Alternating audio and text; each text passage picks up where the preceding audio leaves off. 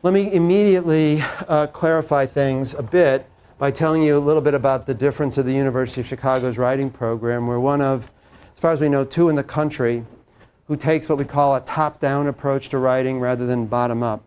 Every other school in the country, their primary constituency is freshmen. So most every school has something like freshman composition, freshman writing, freshman seminars, etc. We don't actually have that course here. As I remind people, Chicago is, I don't know if it's the only university in the country, but one of the few that has more faculty than we have freshmen. That's because our program teaches throughout the medical school, and they don't usually count those faculty when they're talking about faculty ratios to students, but we teach in the medical school all the time.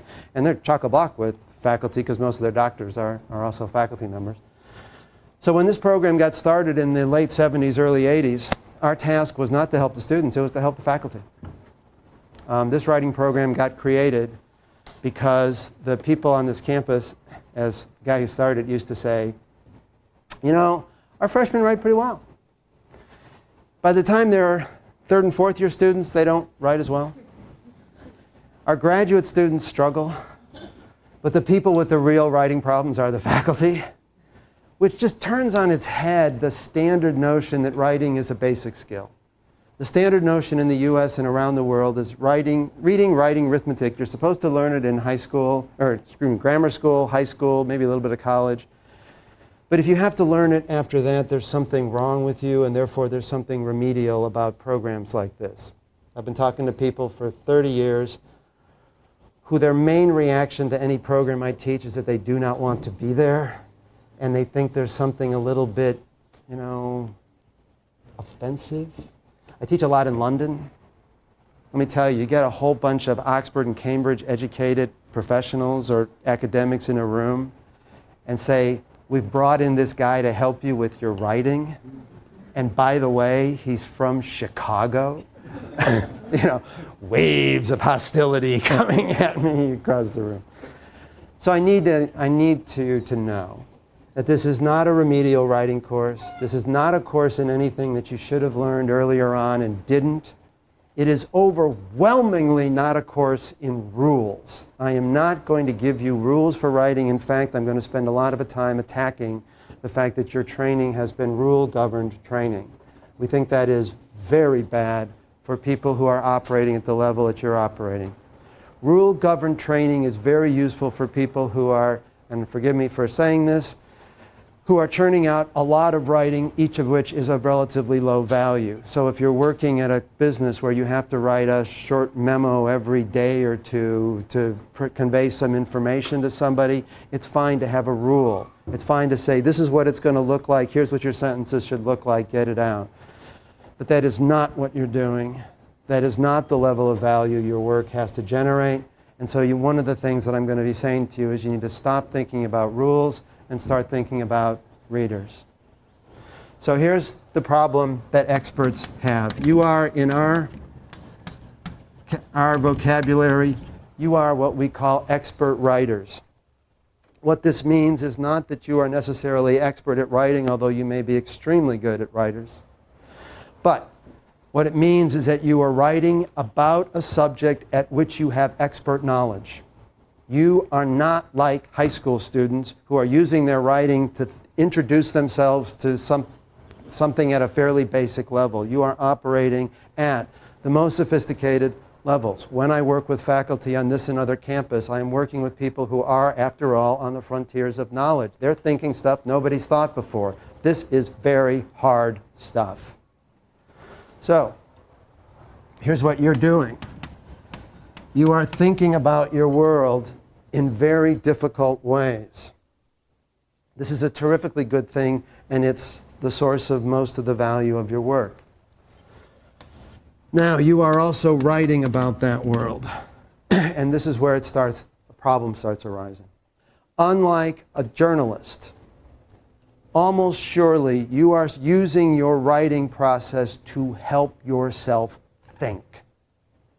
In other words, the thinking that you're doing is at such a level of complexity that you have to use writing to help yourself do your thinking. This is quite different from high school students. My high school teachers told me, Larry, there are two different processes. First, there's a thinking process, then there's a writing process.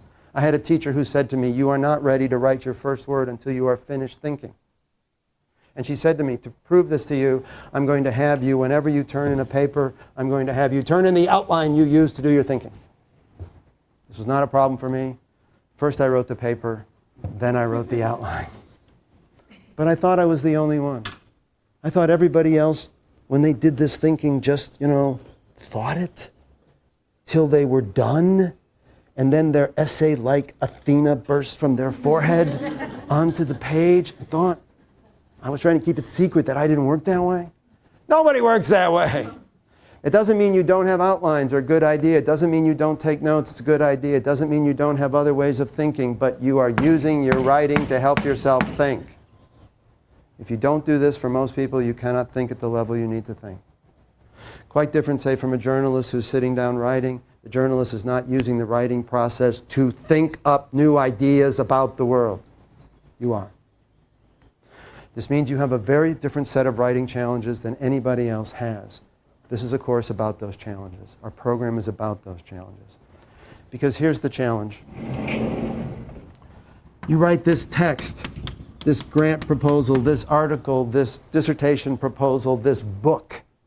You actually generate it on the horizontal axis. You actually generate the text while you are doing your thinking. But then you're going to send this text out to readers. And the readers are going to look through that text, and if you've done your job, they're going to change the way they see the world. So here's the problem symbolically. You actually generate a text on the horizontal axis, but whether it does its job depends on the vertical axis. And here's the problem. Very predictably, experts use language in one set of patterns to do their thinking, but those very same experts read with a different pattern. So here's what happens. You have used your text as you must use it to help yourself think, but you're going to use writing patterns and language patterns that interfere with the way your readers read when they read, even when those readers are also other experts. So you are interfering with their reading process when you're writing. I promise you, you are. What happens to readers when you do that? The last thing they're going to do is they're just going to stop. What happens before then? What leads up to that stopping? You're absolutely right, they stop. But let's talk a little bit about what leads up to it. You're writing like this, they're reading like this. What's the first thing that happens to them? This has never happened to you? Pardon? I can't hear. You cannot interpret it, right? Right. So they misunderstand. That's the second thing that happens. The second thing that happens is you interfere, they do not understand. What's the first thing that happens? They're skipping stuff. I'm going to put that in the bucket of stopping. They just stop. Either in little ways or big ways, they stop. Right? What's the first thing that happens? This has never happened to you? You've never tried to read something which was clearly not written in the way you're trying to read it? I bet that in the last week you've read stuff that was not written in the way you are seeking to read it. What's the first thing that happens to you? It seems muddled. I'm going to put that in the doesn't understand bucket. See what I mean? I'm being crude. Pardon me? Paragraphs. You need to reread paragraphs. You're reading them over and over and over. The first thing that happens is you slow down. And rereading is a version of slowing down. You either read more slowly the first time or you have to read and reread and reread and reread. You slow down. We're going to get back to why this matters in a minute. Second, you don't understand. Third, come on, you get aggravated. Then you're done. Right? You're done. Now, when this happens to you and you reread and reread, why did you do that? Why didn't you just stop? Because I need to read the content or understand the content of that paper. That's exactly right. What do you suppose happens if they don't need to read it? They don't. The problem is, forgive me for saying this, you have no idea how to handle that problem. You don't. You really don't. Why not? How many things have you written in your life? Imagine the number of academic-y stuff. Forget the letters and all that kind of stuff. Academic-y stuff. Order of magnitude. I don't know. 300? 300 texts, let's make it up. 500? 1,000? I don't know how many it is. We'll make it up. I'll make it up. 200. 200. 100. About 100. She's better with 100. You've written 100 academic texts in your life. Did the readers stop reading them? Did they? Never. No. Why not? They were grading it. Let's be a little more crude about it. They were paid. Oh my God, guys. Academics get all freaked out when I talk about money. I said, guys, I got news for you. Your teachers read your stuff because they were paid to what? Were your teachers reading your text to think about the world? That's not what they're paid to do. Why were your teachers reading your text? Why were people paying them to do it? To change the way they see the world? No. Why?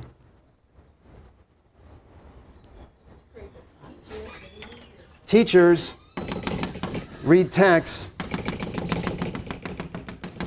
because they are paid to care about the students. You've learned to write in a system where you're writing to readers who are paid to care about you.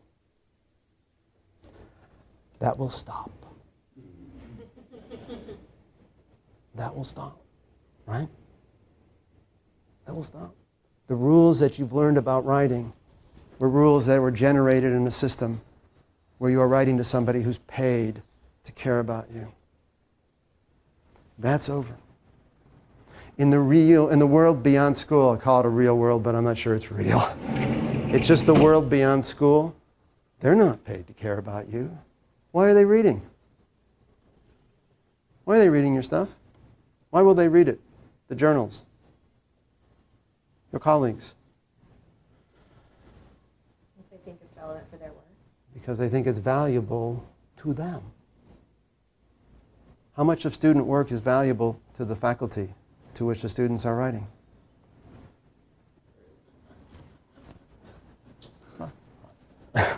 And by the way, some faculty who said to you, oh, your work was so valuable, thank you, they were lying. No, they were lying. It was valuable to them, but it was valuable to them because they learned that people misunderstood things in ways they had no idea people could misunderstand things. Oh. Faculty sometimes look at me and say, oh, no, Larry, you're wrong. No, student writing is actually professionally valuable. I say, then did you publish it? Then if you didn't, it's plagiarism. And they say, well, no, actually, it wasn't that valuable. Look, here's the problem you've got. Yeah, your writing needs to be clear, sure. Your writing needs to be organized. The rules that govern this are not what you think they are. In fact, they're not rules. Yes, your writing needs to be persuasive. This is way more important than this. But more than anything else, from now on, your writing needs to be valuable. Because if it's not that, nothing else matters. It makes zero difference. Faculty come into my office, and forgive me for the drama, but in my office there's 2 chairs in the writing corner. I have a chair at my desk, and then there's 2 chairs over here. There's my chair, and then there's the writer's chair. And next to the writer's chair is a box of Kleenex. And I'm not kidding. Because I have people coming to me saying, they're not accepting my proposal, they're not accepting my draft. I get faculty who come in and say, they're not publishing my work. And of course there's Kleenex there because, careers are depending on it. And sometimes it's because it's not clear, and sometimes it's because it's not organized, and sometimes it's because it's not persuasive, but overwhelmingly it's because it's not valuable. And the other stuff doesn't matter. If it's clear and useless, it's useless. If it's organized and useless, it's useless. If it's persuasive and useless, it's useless. That's the way it is. Now, this terrifies people because they make the mistake. Fortunately, I'm talking to social scientists. Physical scientists don't have this mistake. They think value lies here. They think, oh my God, what if my ideas just aren't valuable? That's dopey. There's no such thing as value here. Value is here. The question is whether this particular community of readers values it, which is why it's so much about readers and not about content. Can you imagine writing a text which one group of readers thinks is terrifically useful and another group of readers thinks is useless? Well, yeah. I got to tell you, sometimes PhD students come into my office and say, I really got to get this article published. I'm under so much pressure to publish. I got to publish. And I say, okay, what journals are you going to submit it to? And they look at me and say, what does that matter? Because they think it needs to be clear. It needs to be organized. It needs to be persuasive. And those are just sort of in the thing itself. Or anybody could look at it and decide it's clear. That's crazy wrong. But most importantly is valuable. Value lies in readers, right? Not in the thing. And so how people can think about their writing without thinking about readers is probably the biggest challenge you face. You've been trained to think about writing formally, rule-governed. You have to stop. Then you have to think about readers. Not generic readers. God help you if you came up in a system with standardized tests where you had to write papers for a standardized reader, like on an AP test or an SAT test. That's disastrous because it specifically teaches you not to think about any differences between readers. We are going to be talking about differences between readers and thinking about those differences. Because that's what I think is how writing actually works, except in the bizarre world of standardized testing. So I'm going to pass these out. Okay, turn to the first page, and here's what I want to do. Very quickly, I want to imagine that this is a group of, by the way, any biologists in the group? Wonderful, because biologists have to leave. No, this is a test about, it has to do with content, has to do with biology, and I don't want you to know anything about it because I want you to be responding to the language, the writing of it. So here's what I'm going to ask you to do. We're going to read two imagined contenders for a grant or publication, and we're going to decide which of these two we're going to publish. Okay? I'm going to read. You stay with me as I read. 1A. As a consequence of the cost of sex, the theoretical probability of clonal and sexual coexistence is low. This is not sociology. This is biology. As a consequence of the cost of sex, the theoretical probability of clonal and sexual coexistence is low. Observation of coexistence in vertebrate taxa has been reported. Within the frozen niche variation model, the relevant parameter is difference in overall niche breadth. A wider niche breadth for the sexuals and for the clones is predicted in performances in monocultures. Performances in mixtures do not indicate such a relationship. Switching of behaviors or resource use patterns between mixed and pure cultures may be the cause. The post-study will examine the predictions of the FNV model. Okay, again, I hope you didn't understand any of that. 1B. As a consequence of the cost of sex, the theoretical probability of clonal and sexual coexistence is low. Nonetheless, observation of coexistence in vertebrate taxa has been widely reported. Within the accepted model of frozen niche variation, coexistence is explained by difference in overall niche breadth. However, although the FNV model correctly predicts wider niche breadth for the sexuals and for the clones, its predictions are inconsistent with reported performances in mixtures. The proposed study will examine whether the anomaly may be explained by the switching of behaviors or resource use patterns between mixed and pure cultures. Which of these we're going to be more likely to fund? Second one, of course. Why? Now tell me why. It laid out why their work was important, or how it didn't need Okay. I'm going to be really big on particular words, right? Important, right? First thing you said. Now, imagine if you're the writer of 1A, and we said to her, your work doesn't seem important. What's her likely response? You obviously didn't understand. You obviously didn't understand it. And we said, all right, fix it. Make it better. This is crucial. What is that writer likely to do? If we said, it's not important, and the writer thinks you didn't understand it, they're about to make a gigantic mistake. Because they would do what? What do you do when somebody says to you, I don't understand? You explain. Do not do that.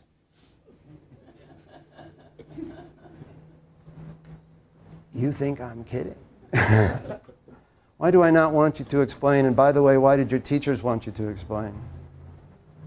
Why did your teachers want you to explain stuff? They want to know what you're thinking. Because they wanted to know whether you understood it. You guys don't know how to explain stuff. You explain stuff under the model of demonstrating to somebody that you understand it. That's how you've learned to explain. You don't even know that you've done this. You have learned that what explaining is, it's revealing to the world the inside of your head. No one cares about the inside of your head. At least, not unless you pay us. If you pay us to care, we will care. Right? But in the real world, you're going to stop paying your readers to care about the inside of your head. Here's a shock. You think writing is conveying your ideas. It's not. Let me say that again.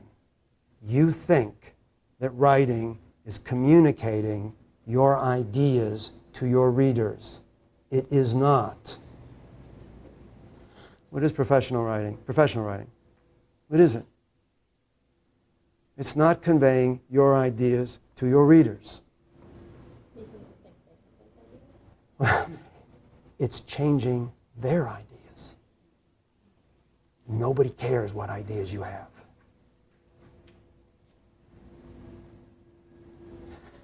This is way more radical than it sounds.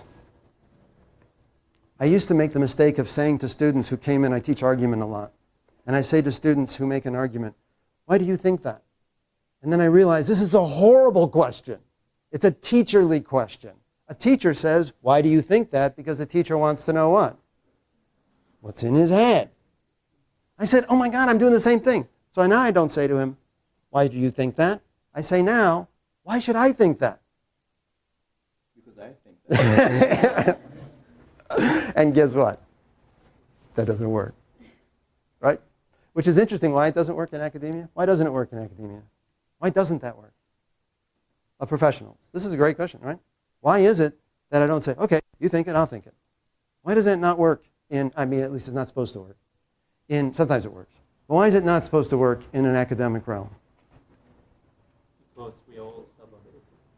Because what? We are all stubborn. Well, that's probably why it does work, but that's not why it's supposed to work. Because there's a rule of Western academia. It's rule that's, of course, broken in the breach a million times. But the rule says nothing will be accepted as knowledge or understanding until it has been challenged by someone competent to challenge it. That's the rule. This is very important because it changes your readers. Look, teachers read because they're paid to care about writers.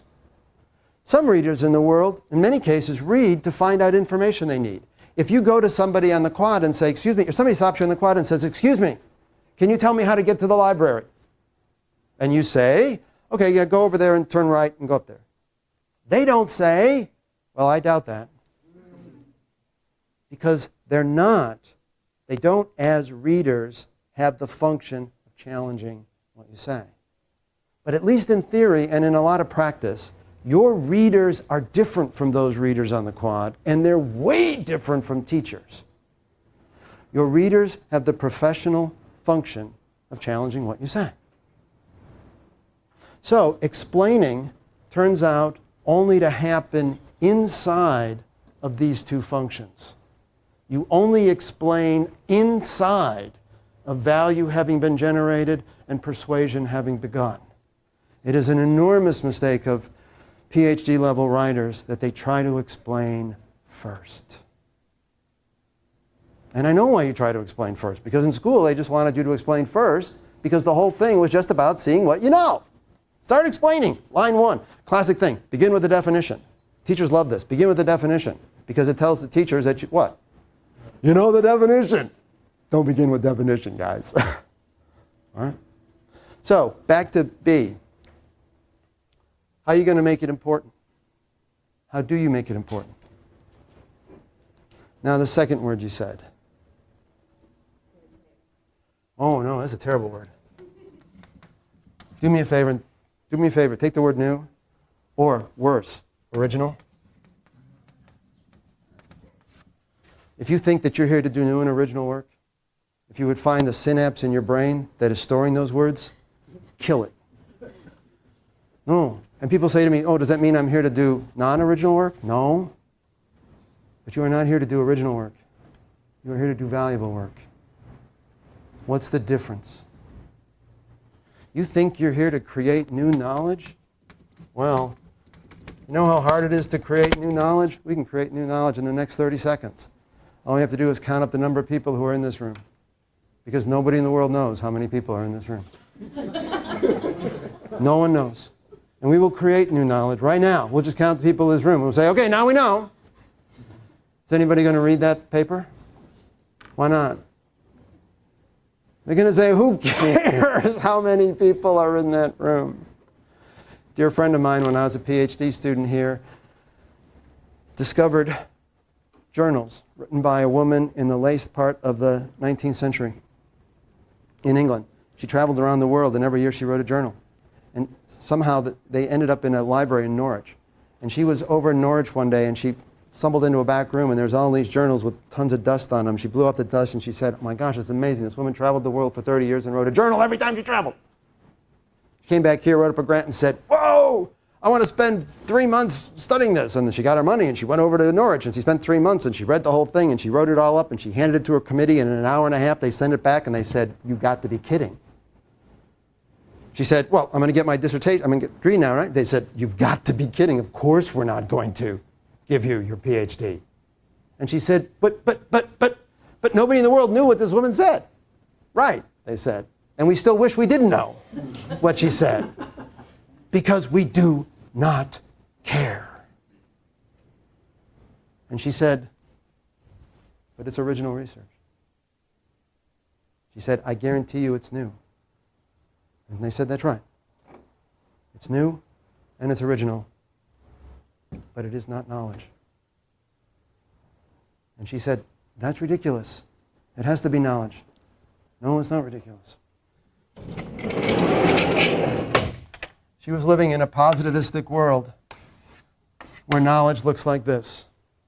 In a positivistic world, knowledge is just built up over time, and anytime you find out something that people didn't know, you get to just add up to this model, and knowledge just keeps on growing and everybody's happy.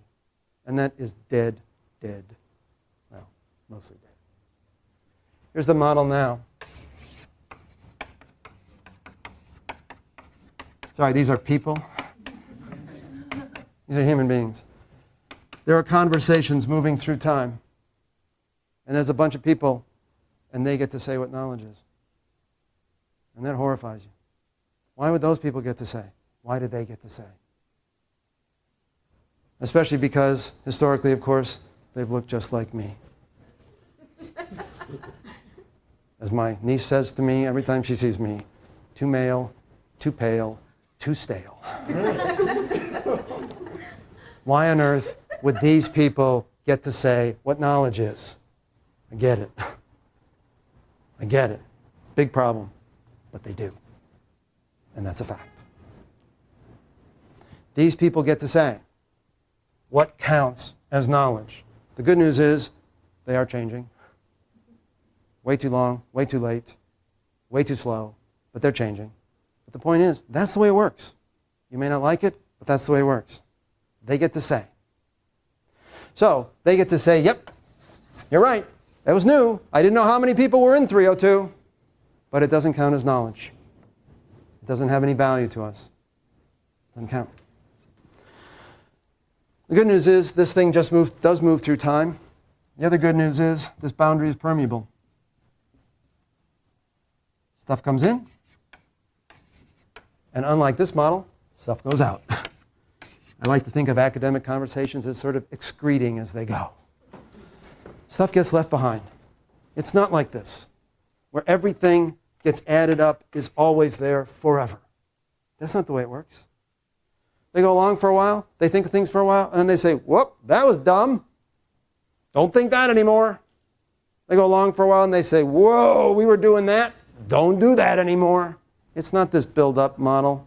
This build-up model assumed that everything was right. We don't think that. We think a lot of what we think right now is wrong. We just don't know what the wrong is. And we don't know what better is. We want to know. We do. We want to get better at it. But in order for us to do that, you have to be dealing with the stuff we say is knowledge. That might not feel good, but that's how it works. So, important isn't going to do it. New isn't going to do it. Original isn't going to do it. Because I talk to people and they say, you know, people don't think this is valuable, they're not publishing it. Well, and somebody says they don't think it's important. So you know what they do? They say, this important study. Well, no. What is it about B that makes it feel important? What is it? Tell me the words on the page. There's like a first disconnect between a theory and Here's what I literally want you to do. I want you to literally, everybody in the room, I want you to literally go through 1B and circle the words, the specific words that are making it valuable to the audience, to the readers. What's the first verb you see? A word, not verb. What's the first word you see that makes it valuable? Nonetheless. Next. Accepted is, but actually widely. Accepted. Next. However. Next. Although.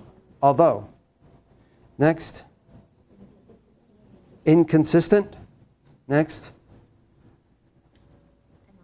Reported. Next. Anomaly. Here's my first piece of advice to you that you can do to make your writing better starting this afternoon.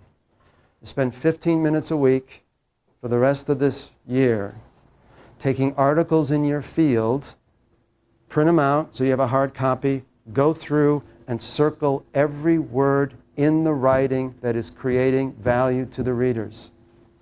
If you see an article that you think doesn't have any of those words, send it to me. I'll give you my email. Send me your email and say, Larry, I found an article that doesn't do it. Here's what I bet. You will see none. I will see 10. Well, 10's 5. I guarantee you 5. Likely 10. What's going on? How come you don't see them and I see 5 or 10? You missed them here. I see them. I know the code. Every community has its own codes. The communities you're entering have their own codes. A set of words that communicates value. You must know the codes of the communities you're working in, and they are particular to communities. Some codes are shared among a bunch of communities, some aren't. You've got to know. You've got to know.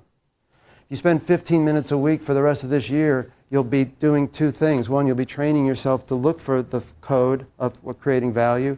The other thing you'll be doing, if you're smart, is you'll be writing down each of those words, and you'll be creating an invaluable word list. So that when it's a week before something is done and you're doing one of your revisions, you're going to do what? You're going to do the same thing on your own work. And if you can't underline 10 words in the first 2 paragraphs, you're going to do what? You're going to go to the word list and you're going to jump them in. Right. Sometimes it's that simple. Sometimes we take articles that wouldn't get published, and in an hour we do things and they get published. Sometimes weeks. I'm not suggesting this is always magic, but sometimes it's magic. Because sometimes the problems are pretty simple. The problems have to do with these people. You have to know them. As I say to undergraduates who look at me and they say, why does it take 6 years or 5 years or even 4 years to get a PhD? Aren't they just learning more stuff? No. Half their time is spent learning more stuff. The other half is learning their readers. I will say this again. If you do not know your readers, the particular people in a community,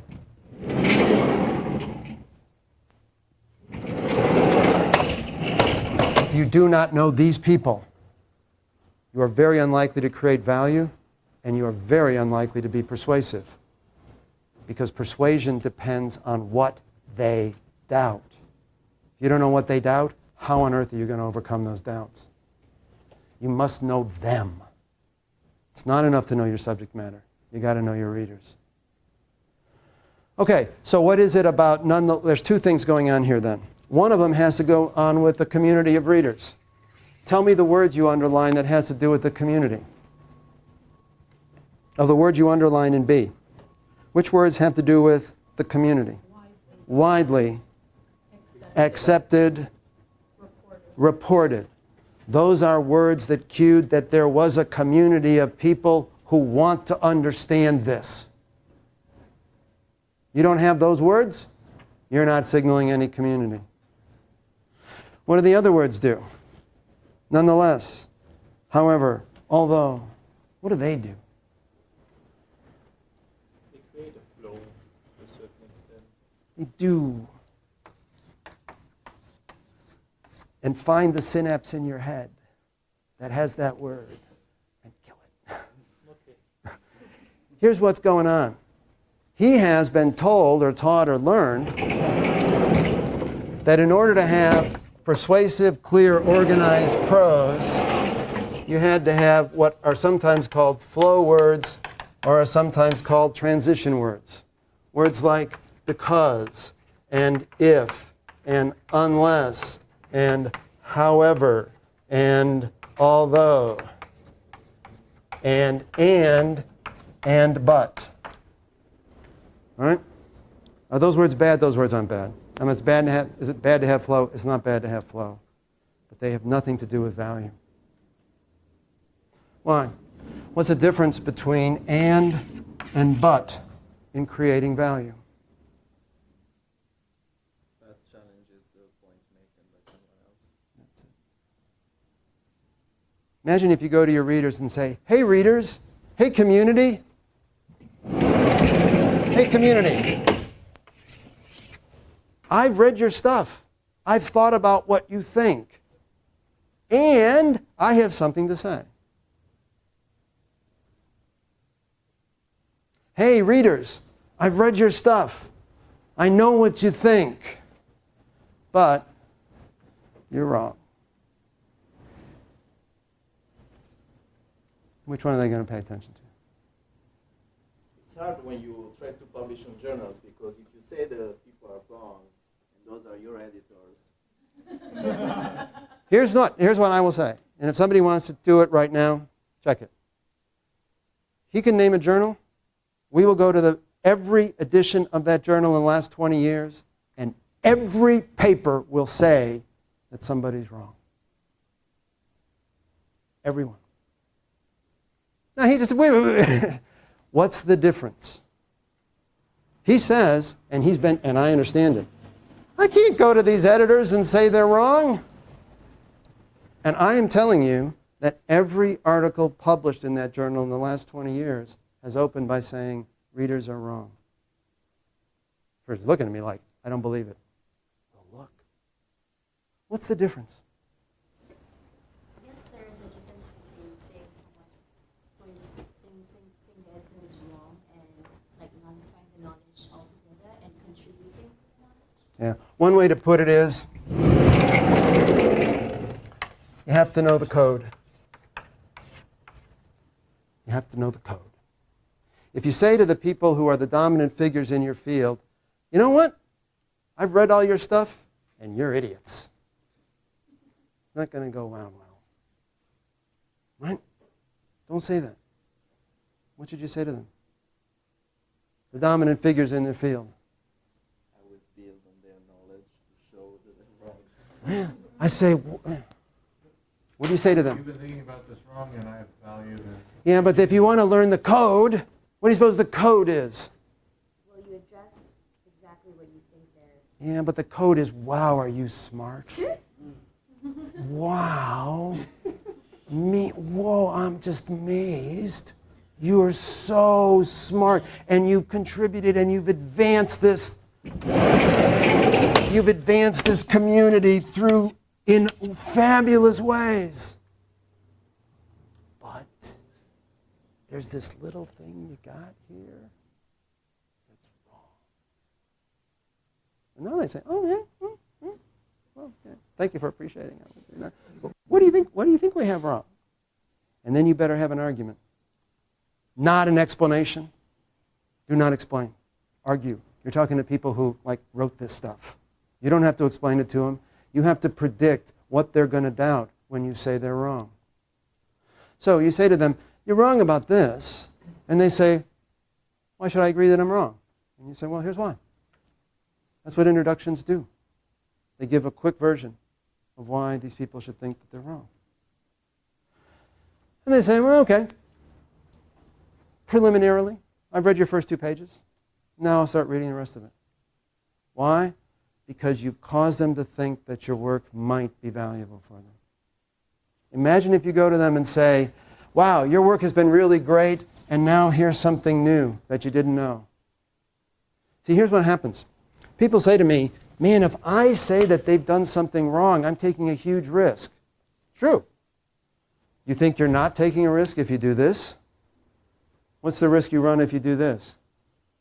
Hey, really smart people, I've done all your work, I've studied all your stuff, and I have something I want to add. No, that's actually a really good reaction. Right? What's the risk you run there? When you say, there's something I want to add. We don't care.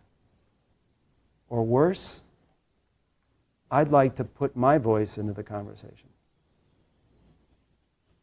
Say, we don't have any reason to listen to it. Let's pause on that one for a minute. The University of Chicago writing program is not real popular in the world of writing programs. And you can see why. A lot of people think we're fascists. I don't dispute it. Here's what we teach people to do. We say, identify the people with power in your community and give them what they want. That's what we teach people to do. Lots of people have said to us in some version or another, you're supposed to teach people to challenge the existing community. Well, actually, I just did, right? But notice that I did it inside the terms of the community. People say, why don't you teach people to have their own individual voice?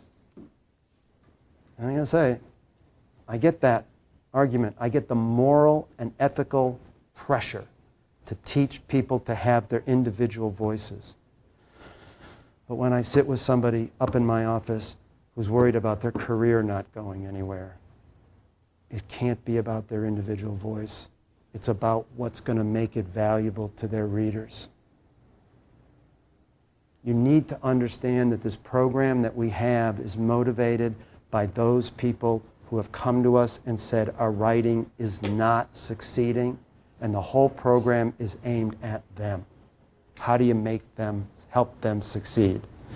There's a ton of ethical issues involved in that. You don't really care, I just want to put them out there. There's also the personal at-risk issue. You want me to go to this really important person, the editors of this journal, and tell them they're wrong. Yeah, I do. I need you to do it under the code. You want to do it under the code. There's polite ways to do it. There's insulting ways to do it. You need to learn how they do it in that community. If you don't do it in the way they code it, you're going to get slapped down. But what if you don't do it at all? You're going to get rejected. Right? So, all right. Sorry for the drama. Oh my gosh, especially because we're on page 1 of a 30-page handout. All right, page 2. Page 3, sorry. We were on page 2 because there was no page 1. Let me just show you a couple of things quickly from this 2 paragraphs. The top paragraph, why people write essays. This is a caricature, I admit. This is a caricature. It's come from something trying to explain to high school students why people write essays. And I just want to show you how wrong this is, how dangerous this is, and how much some of it is actually you've adopted without knowing you've adopted it. By definition, an essay is a structured, creative, written composition dealing with a specific subject from a more or less personal point of view. That's wrong. You notice it says nothing about readers and it says nothing about value. By definition, anything you write has the function of helping your readers understand better something they want to understand well. That's what it is. Because that's what it does. I'm Wittgensteinian on this point. What something means is what it does. Here's what your writing does. It helps a particular set of readers understand better something they want to understand well. That's what its job is. All this other stuff, being structured, being creative, being written, dealing with subjects, is how you fulfill the function. And sometimes you do it this way and sometimes you don't. But what is immediately lost is that sense of function.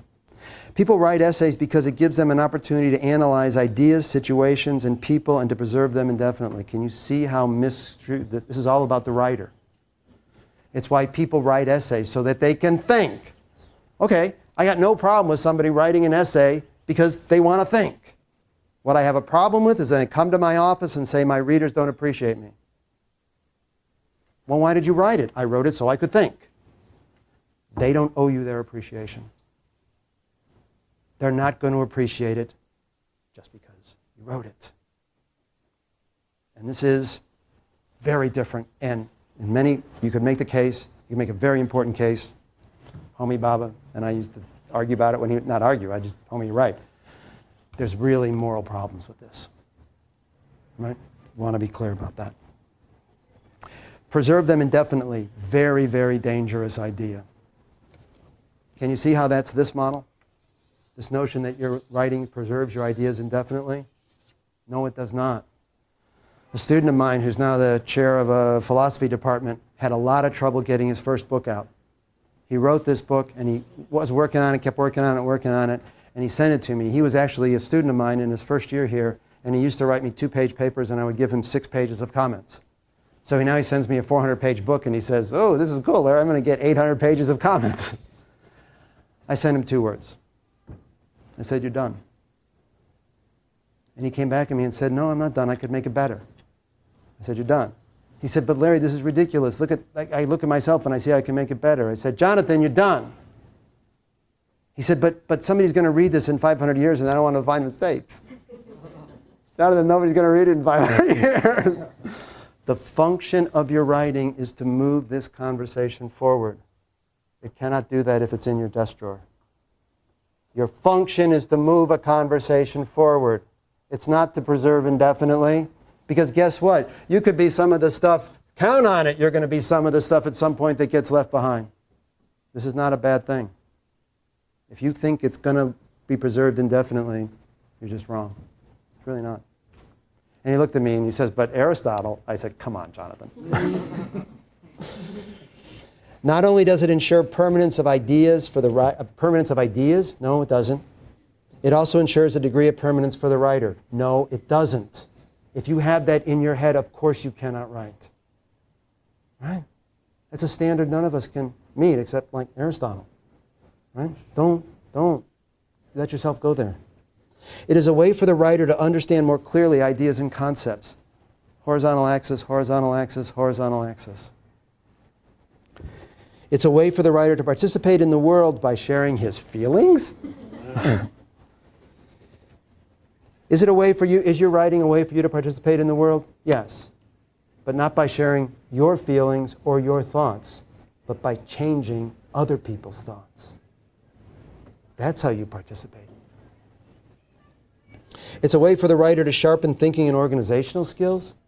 Can you see how skewed this is toward students? There's a way for the writer to enjoy the personal thrill and satisfaction of communicating his own personal ideas and feelings. I will say it again, your writing is not communicating anything about you. That's not its job. Its job is to change the way your readers think. Now people look at me and say, well, that must mean you're lying. No. It's not like there's only 2 options in the world, right? Communicating your inner thoughts or lying. It's not. You don't understand the function. Sometimes the function of something I say is to communicate my inner beliefs. If I'm on trial and somebody says, I literally had an FBI agent in my office this morning. That's kind of freaky, but it's actually the truth. So sometimes I sort of have this, okay, I need to know about the inner part of you. Sometimes I'm sitting with a friend who's just gotten some really bad health news, and my language is not about me. It's about her. The idea that language has only one function seems to me impoverished beyond measure. You have to think, I urge you to think of language as having many different functions. The function of an academic piece is not to communicate your ideas, it's to change the ideas of an existing community. Now, sometimes you do that by communicating your ideas, sometimes you don't. But understand what it's for, and understand that your training has been all about revealing your head. You've been trained, it's in your blood, that that's how you're supposed to do when you write. And that's just not the case. So, go to the bottom one. Welcome to the world, the new world. We may thus expect a thorough exteriorization of knowledge with respect to the knower at whatever point he or she may occupy in the knowledge process. The old principle that the acquisition of knowledge is indissociable from the training of minds or even of individuals becoming obsolete. And will it become ever more so? The relationship. Here's what he's talking about. When I was in school and somebody said, oh, she's amazing. This professor, she's Professor so-and-so, she's amazing. What we talked about? We talked about how much she had in her head. We said she knows more about this. She's forgotten more than I will ever learn. And what Lyotard is saying here is that knowledge no longer has anything to do with the inside of individual heads. Now, you talk about somebody being a great professor, what are you talking about? You're talking about what they have, he or she has done in this exterior space between heads. Now it's not how smart they are, how much they know, it's what they've done in the space between heads, what they've exteriorized, what they've done out there. That's your job. It's not to reveal the interior of your head, it's to change what's going on in the spaces between heads, or however much you want to talk about the construction of knowledge. This is very unpleasant to lots of people. The relationship between the suppliers and users of knowledge to the knowledge they supply and use, that is your relationship to your own knowledge, is now tending and will increasingly tend to assume the form already taken by the relationship of commodity producers and consumers to the commodities they produce and consume, that is, the form of value. Your relationship to your own knowledge is the same as the relationship of a farmer to the wheat or a miner to the coal. The relationship is the form of value. And I bet for many of you, that doesn't feel very good. People don't like that. I get that they don't like it. But I can tell you, that's the way it is. All right, now let's get out of the stratosphere and get down to some nuts and bolts. The next few pages just summarize what I've been talking about. Go to page 8.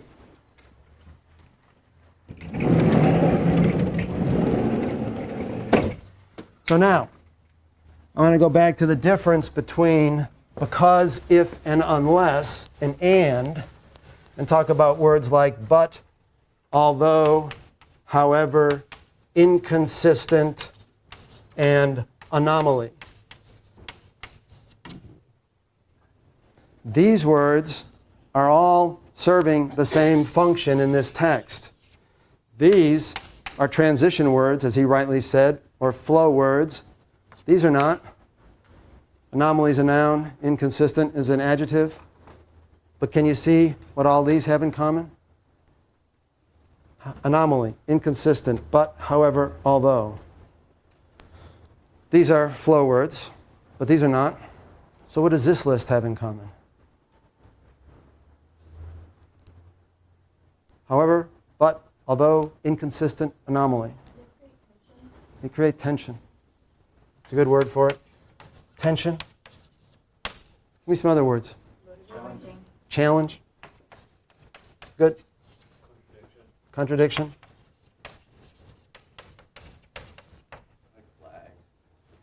Red flags. We use the word for all of this, instability. We use two words. First of all, we use instability. There's not magic. I have no trouble at all if you want to use the words like tension. Can't read my own handwriting. Challenge, contradiction, red flag. We find the word instability to be helpful. Because here's what we think is one general way to talk about it. It's not magic. It's just helpful. And that is, a lot of people come out of school with a model for writing at the beginning of a text that's basically in the mode of explanation. That is, they think that what you should do is give background or something like definitions, and then move to something like a thesis. Notice this is all very much on the positivistic model. That is, knowledge starts by a solid foundation. You have a solid foundation of previous knowledge. You have a solid foundation of a definition. You have a solid foundation of, here's the worst one of all, generalizations. Right? So many people have been taught this model. They don't even know they're using it. You open with a generalization, you move to a specific thesis, then you talk about the thesis, then you move out to a generalization at the end. We call it the martini glass model of writing. Wow, you don't want to do this. You really don't want to do this. All right? Instead, you open with what I show you on page 8 is a problem. Whose problem? Readers. The community. You got it. A specific set of readers. Not, which is what you're doing right now, very likely, your problem. I see all kinds of texts that have the language of, dear reader, I have this problem that really interests me. Sometimes you have this sense of, ever since I was young, I've been fascinated by fill in the blank. And now I want you to fund me for a year of solving my problem, of not knowing enough about blank. Right? Wrong problem. Wrong location of the problem.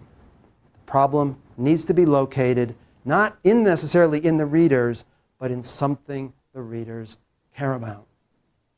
For academics, it's something the readers want to understand. If they're not academics, it's something a problem that the readers want to fix. So for example, I know nobody here is in education, but if you want to get funding and a grant for studying something on education, you start with a problem in the world. We got an education system that's clearly broken. That's a problem. That's a problem your readers care about. Probably not the readers' problem. They actually probably have pretty good educations. They probably are sending their kids to pretty good schools, but they care about that problem. All right? You locate problems in specific reading communities. This is very different from general background or definition. Then you move to a solution. And of course, notice your thesis can be in a solution only if the readers perceive the problem. Sometimes I'll say to people, this thesis, is it a solution to a problem? They say, yeah, of course it is. Okay, so where did you say what the problem is? It's not there. It's not there. It's got to be there. Not got to be there. 9 times out of 10, 99 times out of 100, it's got to be there. So that the readers can see it's a solution to that problem. Now, in very general terms, and I'm just going to sketch this out quickly, we find that problems have 2 chief characteristics. One is the situation has to be unstable. That is, you have to generate a sense of instability. Words like but, however, inconsistent, although, anomaly show the situation to be unstable. Can you see the crucial difference in why so many writers are so bad at this? Look at this language. Look at this model. This model is a model of stability and continuity. This model is a model that says this thesis validity, its validity is established by it being continuous with something that we already know to be valid. So the language that people use is a language of continuity and consistency. The horrible irony is your readers are actually searching for language of instability, inconsistency, and tension. So the crucial point I want to make is we're back to this interference pattern. People say, well, look, I just want to talk at this point about consistency. I want to show the continuity between what I'm saying and what comes before. That's what I want to do at this part of my text. What happens if the readers are looking at that moment of your text for a problem? What if they're looking to decide whether it's valuable by whether or not they have a problem? It's not neutral. They're looking for something that shows them inconsistency. You are giving them language of continuity. You are interfering with their reading process. They are slowing down. They are getting confused. They are getting aggravated. And they can stop 2 paragraphs into your text. 2 paragraphs. They're done. Because what they're looking for is value, and you're using language that's not neutral. It is contradicting and interfering with their sense of identifying value. Okay. There's a second point, which a lot of academics really dislike. Some don't mind it at all, which we call the language of costs and benefits. And we differentiate that for a reason. What we mean is, not always, but very often, you need to use code language to your readers to show them that the instability imposes a cost on them. Not on you, on them. Or conversely, that the instability, if it's solved, offers a benefit to them. The language is different. There's a language of cost and a language of benefit.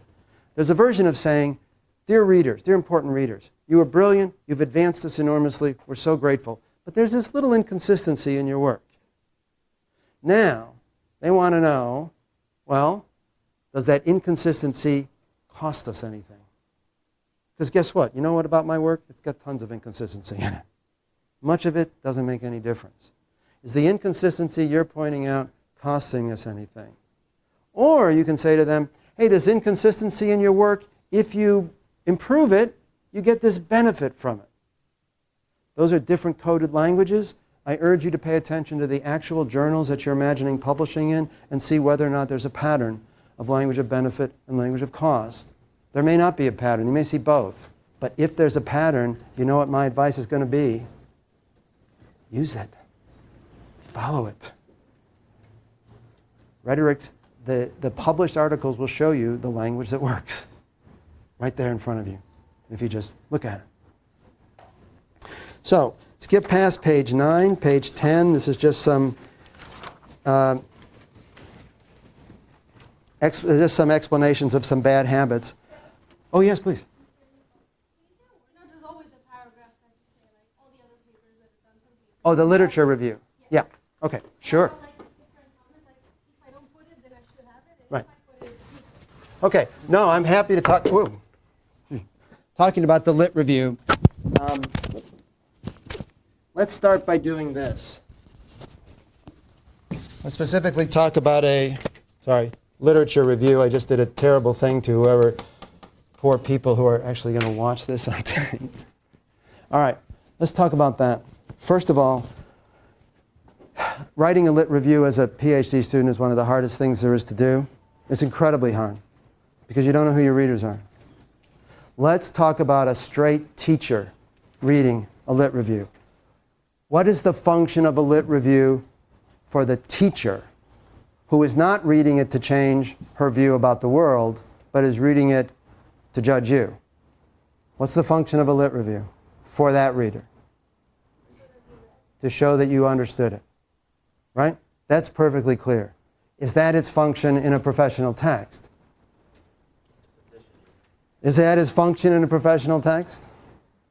You think they're reading this to find out whether you know the stuff about anything? What's its function in a professional text? It has several. What's one?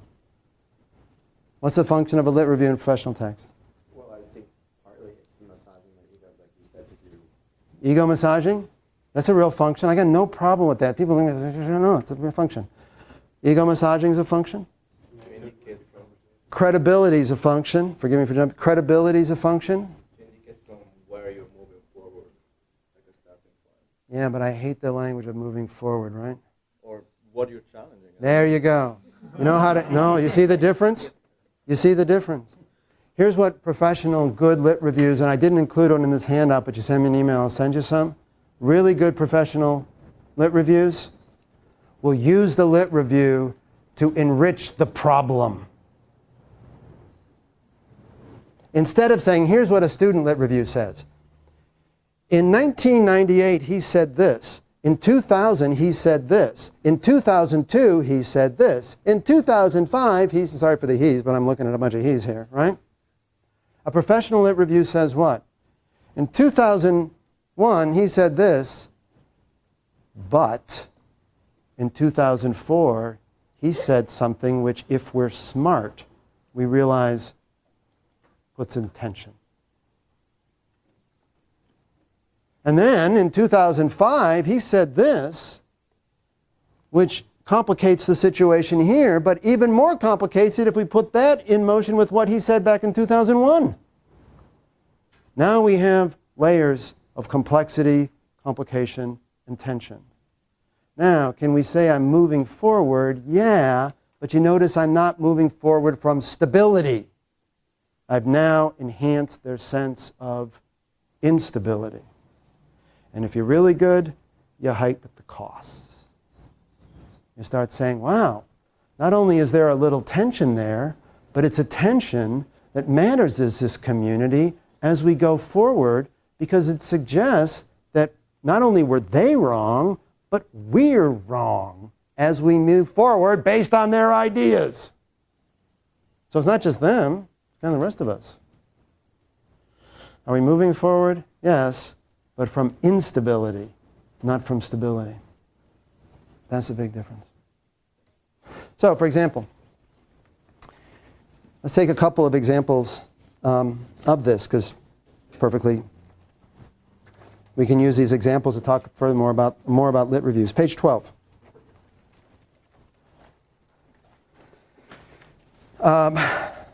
Here's an instance from Bill Sewell, who was just a terrific writer. Ever since Herodotus, historians have written about events. Battles, alliances, scandals, conquests, conspiracies, revolts, royal successions, reforms, elections, religious revivals, assassinations, discoveries. Momentous events have always been the bread and butter of narrative history. Now, if you talk to some high school teachers and you'll say to them, what is he doing there? They will say to you, oh, he's giving background. No, he's really not. When do we find out that he's not giving background? The next word is but. He's not giving background. He's building a problem. And the differences are enormous. So many faculty members will say to students, you know what, this paper really isn't working very well. This introduction doesn't work. And the student says, well, what do I need to do? And they'll say something like, well, you need to give me more background here. Oh my God. When you say background to people, they usually say, okay, I guess give more history of the subject or something. They don't mean that. They mean, I can't figure out why this matters. The background they need is a problem. But despite the prominence of events in historical narratives, the event has rarely been scrutinized as a theoretical category. Now, is that a problem?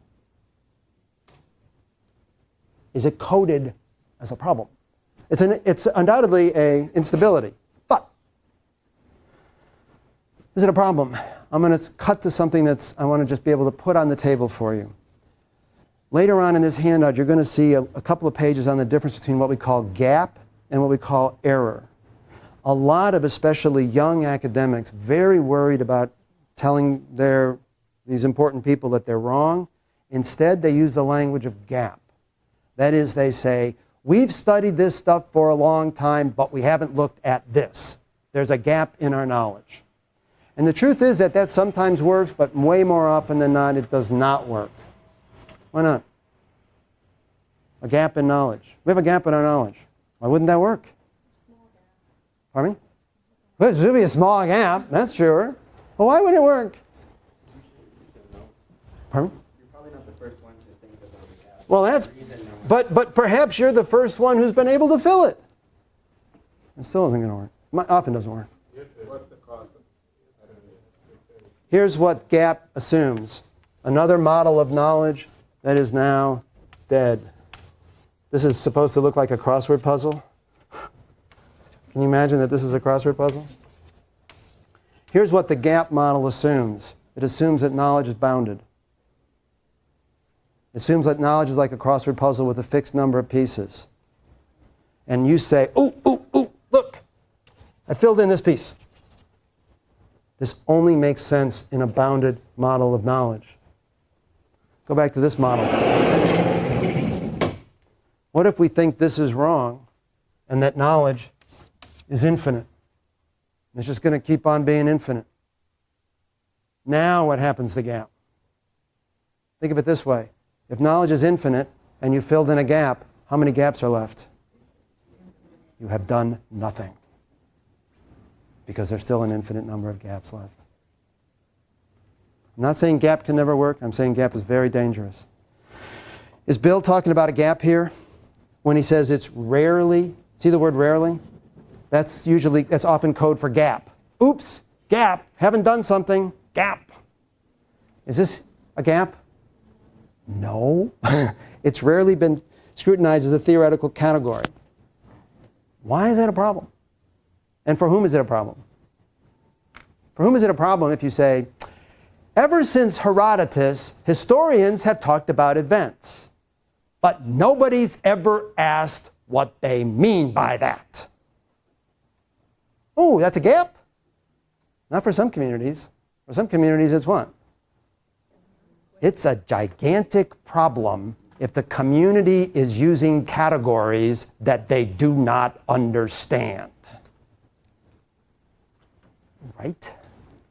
In some communities, they went, whoa, this is a problem. Because we're taking for granted that we understand some fundamental category for our field, and we don't even know what the hell we're talking about. Dangerous.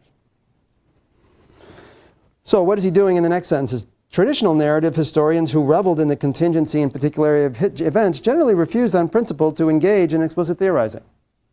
Background? No. What?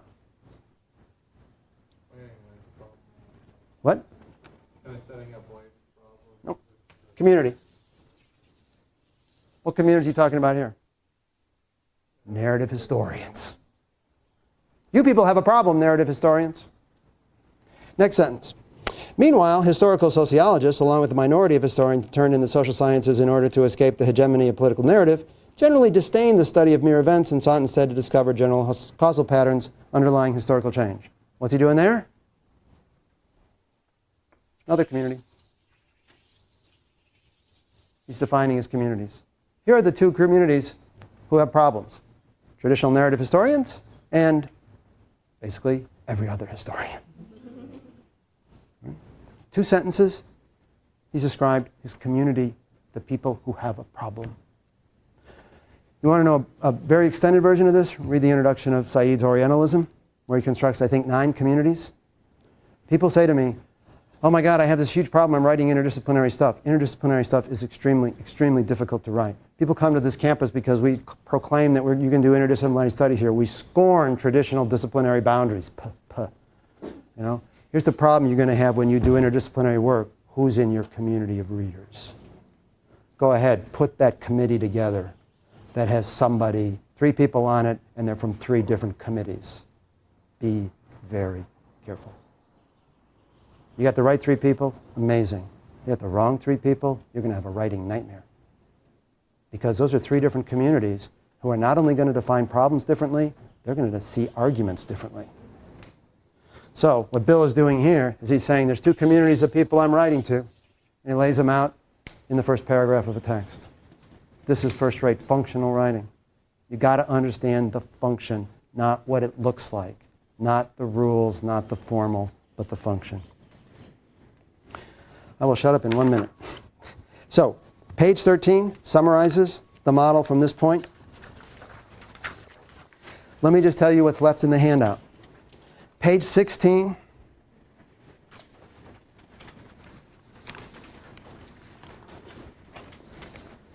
One of the best pieces of problem construction I've ever seen. A couple of economists writing a very long introduction that establishes layer upon layer upon layer of problem. On page 17, they do something which I have virtually never seen done before. See this chart? See this graph at the bottom of page 17? You don't usually see charts in introductions because they usually, what are you thinking charts are for? Either to explain or to give evidence for something. You know what this chart is? It's wrong. How cool is that? It's a problem, right? Using a chart as a problem constructing technique? Wow. And by the way, watch their codes. You'll see how they do this in a very deferential, everybody's really smart, but gosh, you know, really, really nice piece of writing. Page 20 talks about something that I've already mentioned, the danger of gap. Page 22 goes to gap and error. I look at Bill again, Bill's work on page 23. I said one more minute, but I'm going to take 2 more. The last thing I'll look at is this, I think, quite useful article on page 24 from John Tutino, whom I've never met. But I think this is such a great example of cycling all the way back to where we started. The revolution in Mexican independence. First paragraph. The Hidalgo revolt of 1810 marked the commencement of conflicts that brought independence to Mexico in 1920 and led to a series of revolutionary changes that endured for decades into the national era. As colonial rule ended the contested processes. What is that? You look to anybody, they're going to say, oh, that's background. He's giving a little historical background, right? No. Look at the beginning of the next paragraph. The interpretation just given challenges an entrenched vision of Mexican history. Whoa. You know, this is really, really open. John Tutino was strong enough professionally that he could say, hey, all you people, you're all wrong. Right? Now, he talks about the view that's wrong in the second paragraph. Look at the beginning of the third paragraph. This essay argues for a different interpretation. Okay, so what he's done is, he's first said, here's a view of history, and then it said, this challenges what all you people think. Now he says, in this essay, here's what I'm going to do. Here's what I want you to notice. The footnote. This essay was first presented in a seminar organized by Eric Van Young at the University of California, San Diego. Look at the next page, page 25. Here's what I'm quite sure John Tutino presented in that seminar at the University of California, San Diego. He presented this data, which he had spent quite a lot of time in Mexico generating. Tenant rancheros at Puerto de Nieto, 1820 to 1825. Rents in pesos. Table 2, maize plot rentals at Puerto de Nieto, 1820 to 1825. You know, because in 1820 it was 60, and in 1821 it was 33, and in 1822 it was 30. This, I'm quite sure, is what he presented at the workshop. What do you suppose people thought to themselves at the workshop? Why would I care what happened in the rents of maize plots at Puerto de Nieto from 1820 to 1825? Go back to the footnote. Discussion there helped to clarify the importance and the uncertainties of the issues explored here. More recently, several HAHR, that's the journal, readers asked that I make the larger significance of the case study more explicit. I mean, who the hell cares what happened in Puerto de Nieto, John? I mean, I know you went down there, you got a grant, you looked through a lot of books, and you came up with a lot of numbers, but why would we care? A final reader. You see why I love this so much. He's probably been working on this article for what, 3 years maybe? A final reader suggested that my interpretations appear controversial. Like, hey John, you see this work you've been doing? It suggests that everything the people in this community think about the Hidalgo revolt is wrong. He didn't even know that until the end of his process. In his thinking process, it was probably 3 years into a final reader told him what problem he was actually engaging. Where does that come in his article? It's the first sentence. The difference between this process and this process. To the extent that you are embedded in making your writing handed to the reader on this process, you are very likely to interfere with their reading process. The more you've got to do this, guys. You've got to do this process to do your thinking. But the more that you can learn how to alter it for these people, the more successful you're likely to be, and the less painful this painful writing process is going to be for you. Okay, I apologize for 2 things. 1, for being longer than I intended, and 2, for being ridiculously theatrical about this. My only excuse for that is, I'm not kidding when I say I have people in my office using the Kleenex. This stuff can be brutally hard and just plain brutal. I am dramatic here in the hope that you will not end up in my office. But let me say, you are welcome. I'm the director of the writing program on campus. I welcome anyone who wants to come and talk to me about writing. If you send me an email and say, can we make an appointment, the answer will be yes. It may be a while. I should warn you. Larry McInerney, my email is lmce@uchicago. Sometimes I'm not in residence, sometimes I am, but it may be a couple of weeks before we can meet. So just warn you, sometimes people, if you say, Larry, can we meet, and I've just got to turn this paper in at the end of the week, the answer is usually I can't do it, then I'll try. But if you give me time, then we'll do it, and I will welcome it, because no one on campus more than I appreciates just how hard it is, the stuff that you're doing. Okay, let's stop, and we're done. If anybody wants to hang around, you're welcome to do so.